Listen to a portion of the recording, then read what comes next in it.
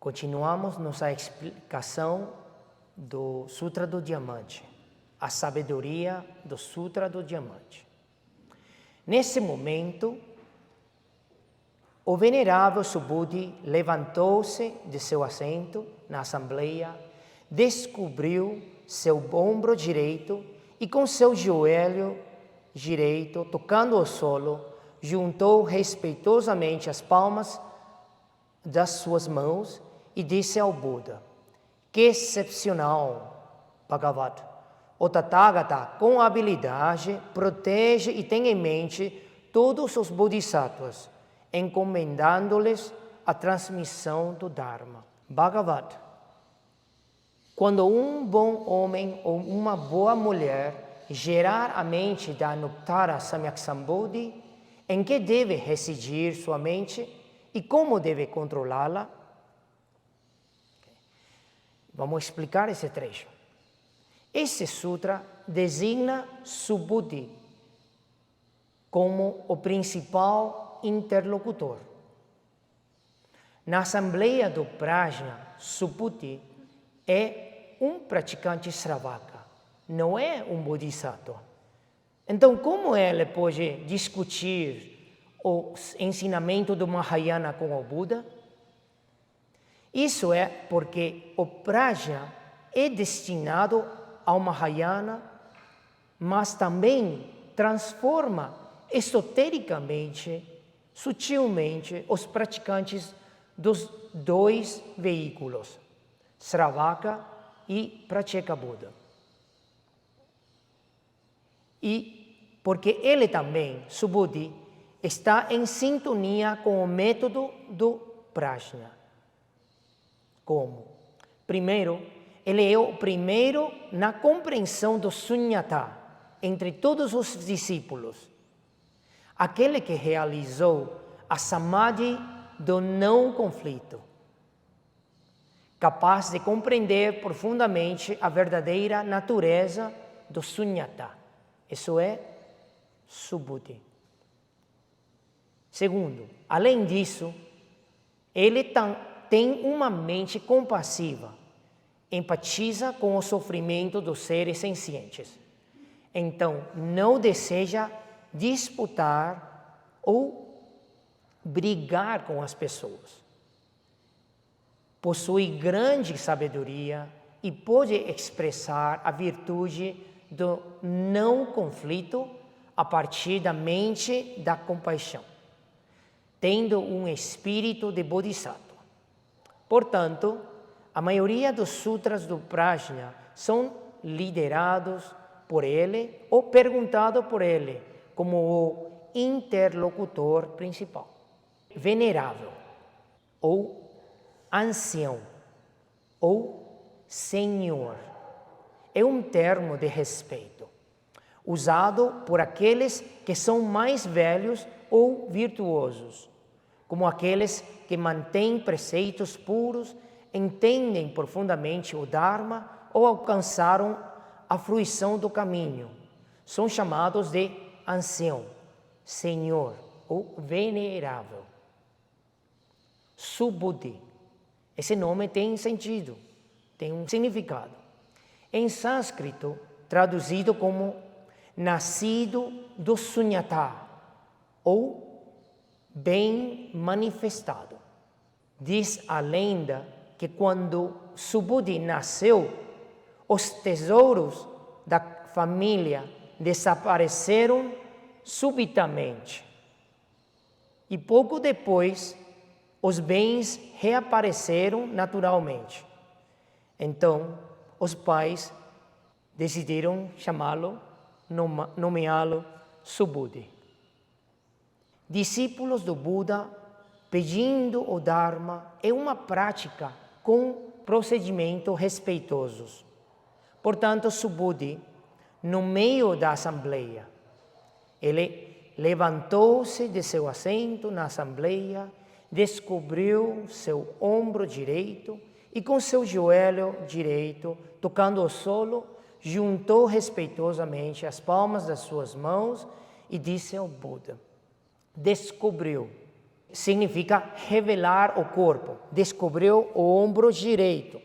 Os monges, na vida cotidiana, seja usando o manto inferior ou o manto superior, normalmente não revelam o corpo. Eles só revelam o ombro direito durante ato de respeito, ou pedindo o Dharma. Há várias maneiras de ajoelhar. Com seu joelho direito tocando o solo. Refere-se à maneira persa de ajoelhar. Descobrir o ombro direito e ajoelhar com o joelho direito simbolizam a conformidade com o caminho correto. Direito, direito. É com o relógio, direção do relógio. Juntou as palmas das suas mãos, a palavra é Anjali, em frente ao peito, simboliza a adesão ao caminho do meio. Em termos de conduta, esses são os costumes indianos. Subhuti segue as convenções mundanas, então, inicialmente, louvando o Tathagata. Que excepcional, Bhagavat! O Tathagata, com habilidade, protege e tem em mente todos os bodhisattvas, encomendando-lhes a transmissão do Dharma. Então, isso é raro e excepcional. Tathagata é uma palavra sânscrita que tem 3 significados. Primeiro, é aquele que vem do caminho verdadeiro.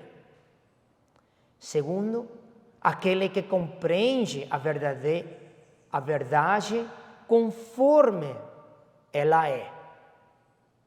Terceiro, aquele que ensina a verdade conforme ela é. Geralmente traduzido apenas como aquele que veio, Tathagata. O que significa protege e tem em mente, e encomendando-lhes a transmissão do Dharma. Protege e tem em mente significa acolher e aceitar. Para os bodhisattvas que estudaram há muito tempo e já entraram no grupo aqueles decididos pela verdade. O Tathagata habilmente os acolhe e aceita, permitindo-lhes, ajudando-lhes a entrar profundamente no caminho do Buda, alcançando o benefício supremo da proteção do Tathagata.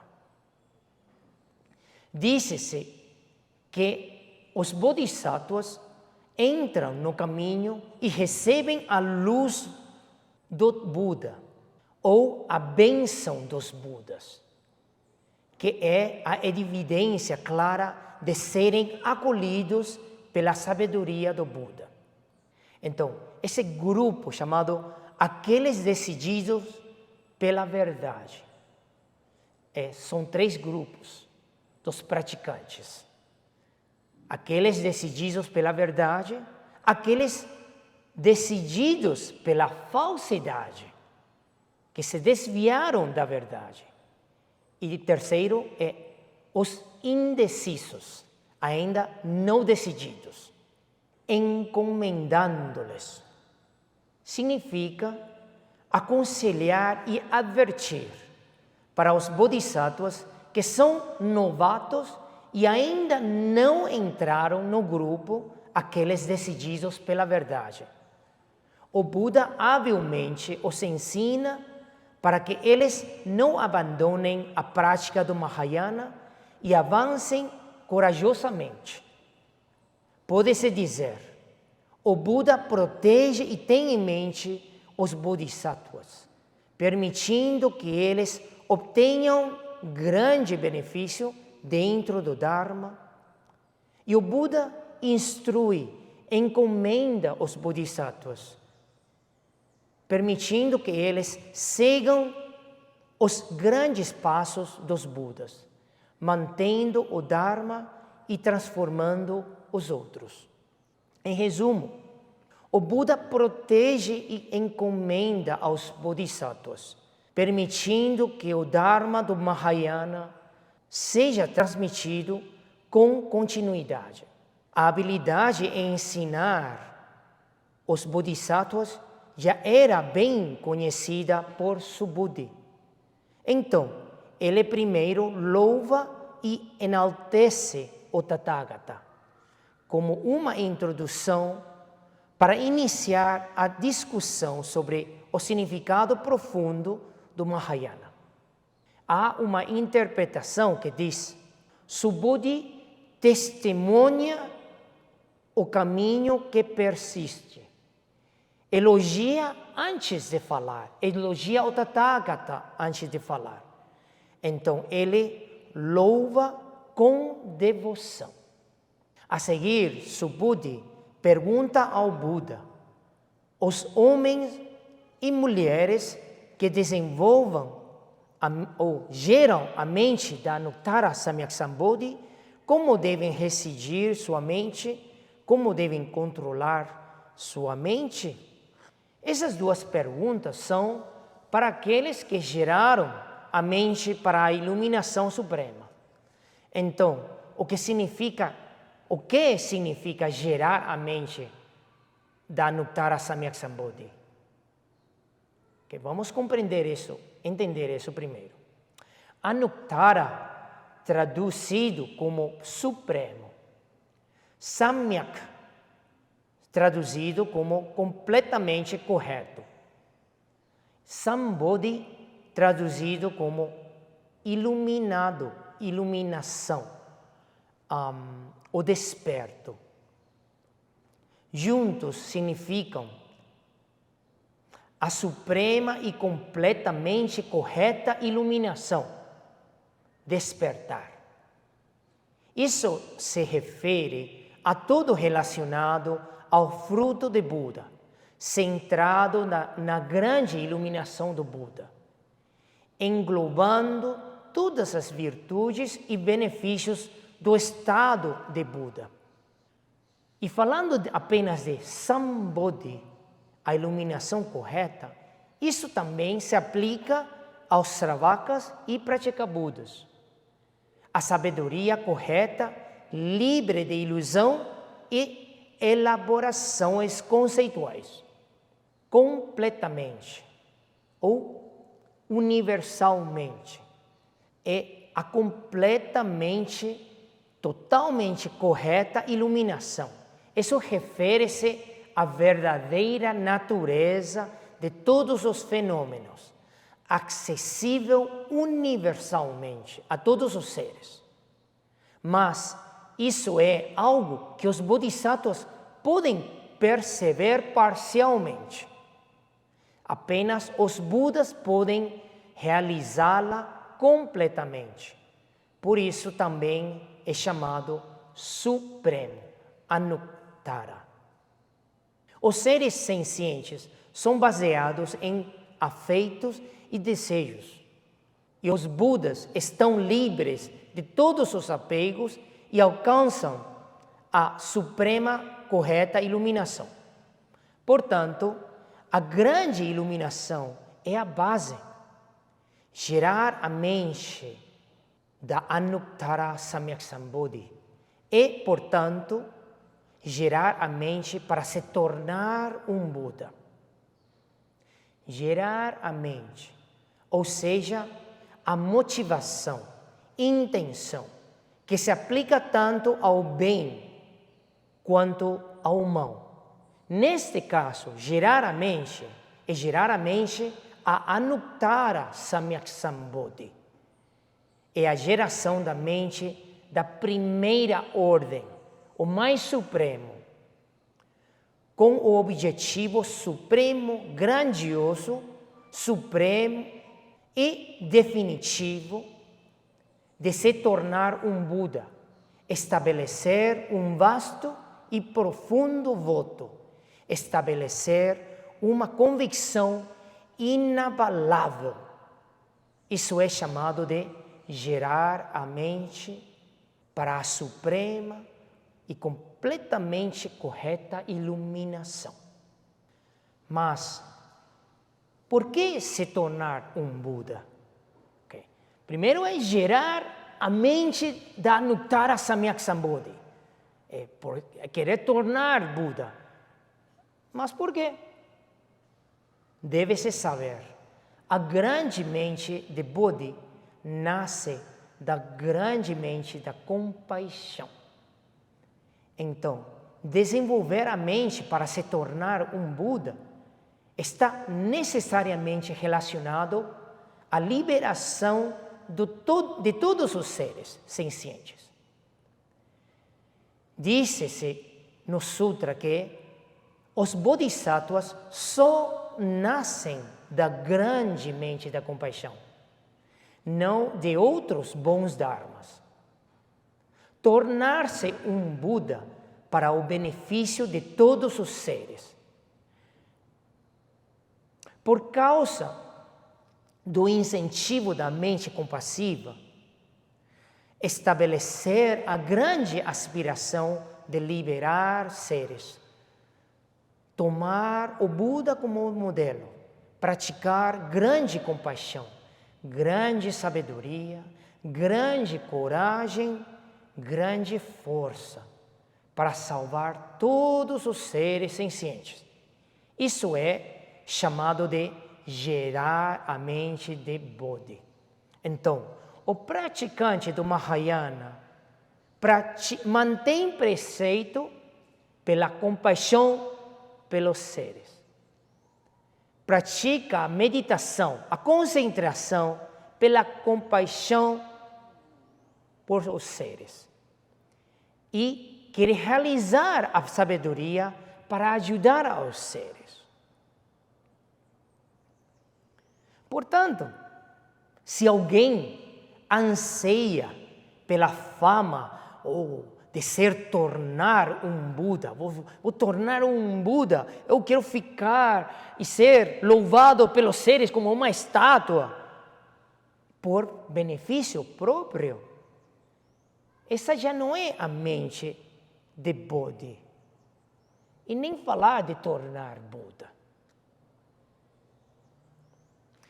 Em que deve residir e como deve controlar sua mente, podem ser interpretadas de duas maneiras. Primeiro, para aqueles que estabeleceram a grande aspiração, a grande mente de tornar-se Buda, como devem residir sua mente e como devem controlar suas mentes? Isso é o primeiro. E a outra maneira de entender é como deve residir e como deve controlar sua mente para gerar e realizar a mente de Bodhi. Residir. Vamos explicar essa palavra. Nagarjuna interpreta como entrar profundamente a residência última. Para aqueles que geraram a grande mente de Bodhi, em todas as ações, falas, entrada, saída, interações com todos os seres, como podem garantir que a mente da Bodhi não se altere, não se arrependa, não cair no veículo do Sravaka, no veículo da liberação própria. Não cair no mundano e podendo sempre residir na mente da Bodhi. Inabalavelmente. Portanto, perguntar-se como residir. Nas mentes dos seres sencientes há todos os tipos de ilusões e elaborações conceituais. Todos os tipos de pensamentos ilusórios e distrativos, que não apenas obstruem a verdadeira sabedoria, mas também são a grande doença que torna difícil a mente de Bodhi residir estável. Para limpar essas ilusões e elaborações conceituais, um por um é perguntado como controlar sua mente. Residir é permanecer no correto. Controlar é se afastar do errôneo. Residir e não se desviar da natureza do Dharma. Controlar é não ultrapassar o Vinaya, os preceitos. Mas esta residência e controle devem ser praticadas na ação, como nesse sutra está ensinando a geração da mente de Bodhi, a mente de Bodhi da aspiração, a mente de Bodhi da prática, a mente de Bodhi do supremo significado, etc. Revelando o caminho do prajna, a sabedoria transcendental, de não residir em lugar algum, nenhum. Não residir e estar livre de característica é exatamente como residir. É exatamente como controlar suas mentes. Na tradução do Venerável Kumarajiva, apenas tem estas duas perguntas. Estas duas, residir e controlar, são voltadas para a prática da mente de Bodhi. Todo o significado central do sutra é apenas isso. Residir na verdadeira realidade e se afastar das elaborações conceituais. Só isso. O sutra inteiro é só isso. Então, aqui conclui a explicação desse trecho. Amitofo.